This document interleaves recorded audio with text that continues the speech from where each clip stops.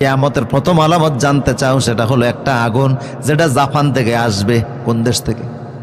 Japan থেকে বের হবে। Mongolia, Thailand, Myanmar, Bhutan, Nepal, Bharat, Pakistan, বাংলাদেশের মুসলমানদেরকে তাড়িয়ে পশ্চিম দিকে নিয়ে যাবে। ওই দেশ থেকে আগুন আসবে, ওই আগুন তারা করবে, সব মানুষ পূর্ব দিক থেকে পশ্চিম দিকে দৌড়াবে। বুঝেন কিনা? উনি বললেন, আপনি সত্য বলছেন, একটা আগুন বের হবে, ওই আগুন নিবানের মতো ক্ষমতা দুনিয়ার কারোর। এরপরে বলুন, আউয়ালু তুআমি ইয়াকুলু আহলুল জান্নাত, জান্নাতের প্রথম খাদ্য কি হবে যেটা জান্নাতি লোকদেরকে আল্লাহ খেতে দিবেন? রাসূল বললেন, জান্নাতীদের প্রথম খাদ্য হলো কাজিয়াদাদে কাবাদিল হুত, মাছের কলিজা। আরেকটু জোরে বলুন, কিসের কলিজা?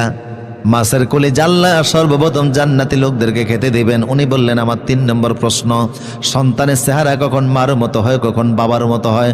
রাসূল বললেন, মায়ের বুক থেকে বের হয় এক স্পাম, ফিতার পিঠ থেকে বের হয়, মায়ের বুক থেকে বের হয় ওবাম, ফিতার পিঠ থেকে বের হয় এক স্পাম, ইয়াখরুজু মিন বাইনি সুলবি ওয়াত তারাইব। ফিতার এক স্পাম যদি আগে বের হয়ে যায় তাহলে সন্তান বাবার মতো হয়, মার ওবাম যদি আগে বের হয় সন্তান মায়ের মতো হয়। উনি বললেন, আপনি সত্য বলছেন। আমারে পড়েন, আশহাদু আল্লাহ ইলাহা ইল্লাল্লাহু ওয়াহদাহু লা শারীকা লাহু ওয়া আশহাদু আন্না মুহাম্মাদান আবদুহু ওয়া রাসূলুহু। তিনি কালেমা পড়ে মুসলমান হয়ে গেলেন, সুবহানাল্লাহ বলবেন না? কিন্তু তিনি ছিলেন ইহুদি, ইহুদিদের নেতা।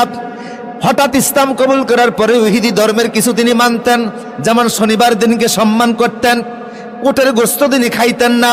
এই অবস্থা দেখে আল্লাহ আয়াত নাযিল করে বললেন, আব্দুল্লাহ ইবনে সালাম, ইসলাম কবুল করছো, এরপরে পূর্বের ধর্মের কোনো রীতি মানা যাবে না, ইসলাম আসার পরে ইসলামের সব মানা লাগবে।